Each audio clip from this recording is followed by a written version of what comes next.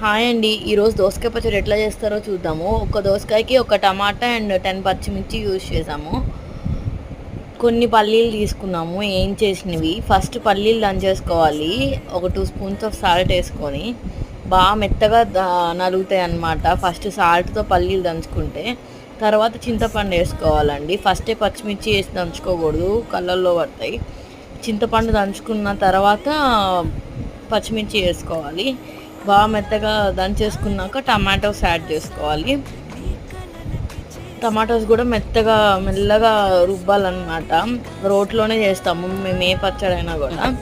ఇంకా next onions, వెల్లుల్లిపాయలు. Onions option అండి, కొంతమందికి నచ్చుతుంది, కొంతమంది నచ్చదు. నచ్చిన వాళ్ళు వేసుకోవాలి, లేకపోతే స్కిప్ చేయొచ్చు. నెక్స్ట్ సన్నగా కట్ చేసుకున్న ఒక చిన్న దోసకాయ ముక్కలు, మీడియం సైజులో కట్ చేసుకున్న ముక్కలు, తర్వాత తాలింపు వేసేయడమే.